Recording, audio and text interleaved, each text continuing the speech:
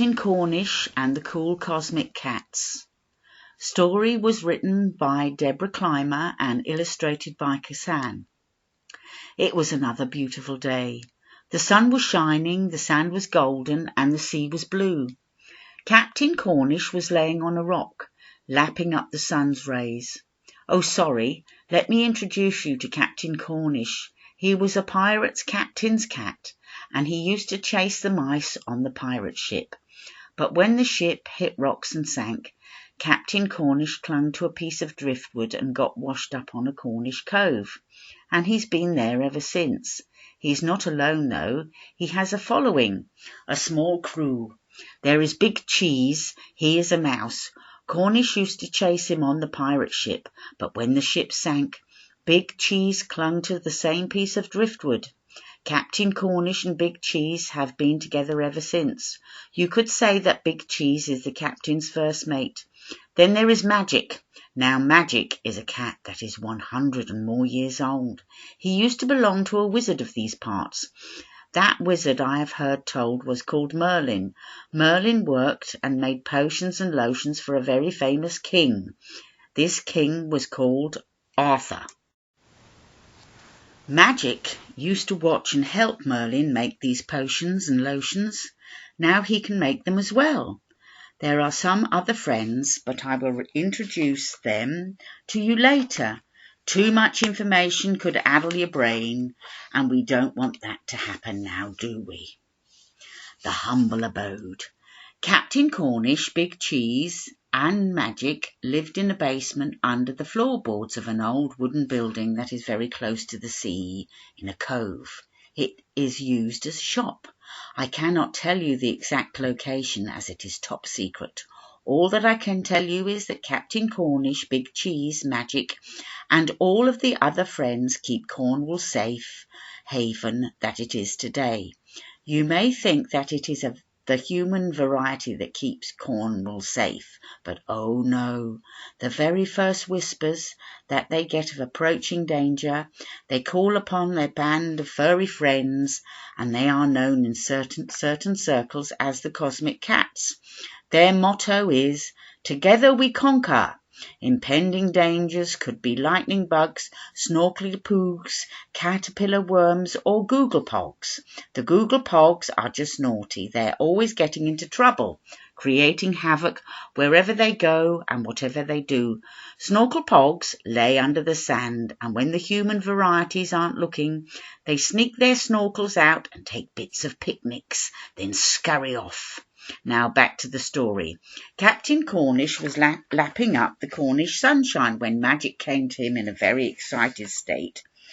Big Cheese kept telling Magic to be quiet, as the captain had been kept awake all night by the kippers playing among the seabed. Well, you do hear all these things when you live on the edge of the sea. And by the way, there aren't so many human varieties about.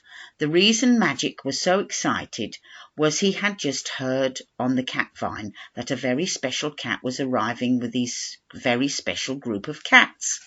King Oberon was going to visit Captain Cornish and his crew. He'd only been to the cove twice before, and that was when he met the other members of the cosmic crew. Now there is TriStar Tristan, Moonbeam, his twin brother Winky, and beautiful Mabs. And last but not least, Celtic the Wise, whom is a very, very wise old owl. Now let me explain. TriStar Tristan is a very handsome cat. All the felines would be admiring him. "Oh, Tristan, you're so handsome," they would purr at him. TriStar Tristan knew that he was, and he loved the attention.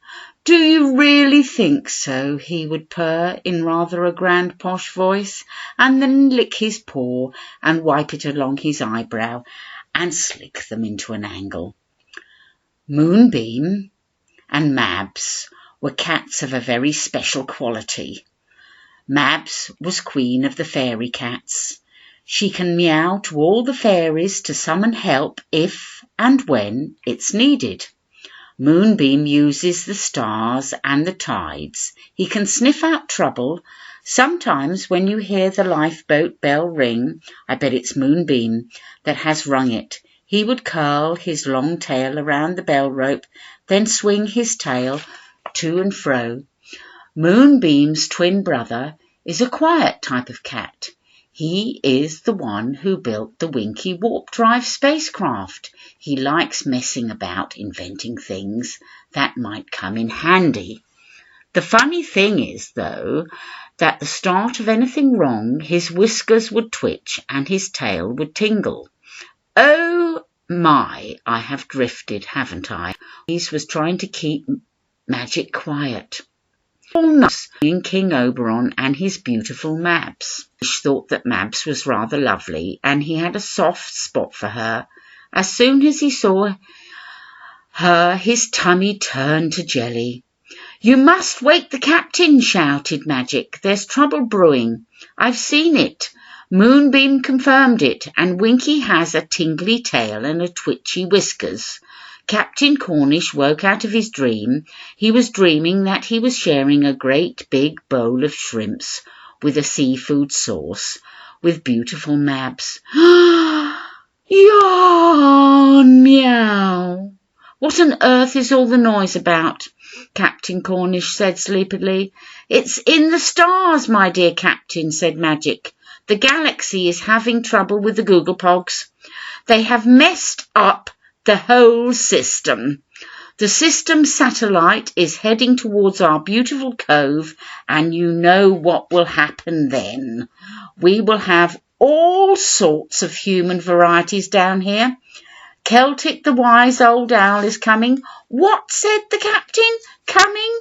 Who's coming? What? Where? And when? I told you," said Magic. "Tri-Star Tristan is coming to visit with King Oberon, Mabs, Moonbeam and Winky. They will be arriving soon. They are using the Winky warp drive spaceship." Sorry, dear readers, I forgot to mention that these are all called the cool cosmic cats. King Oberon is so special that he is to the cool cosmic cats what Aslan is to Narnia, and what jammy Dodgers are to a nice cup of tea. End of part 1.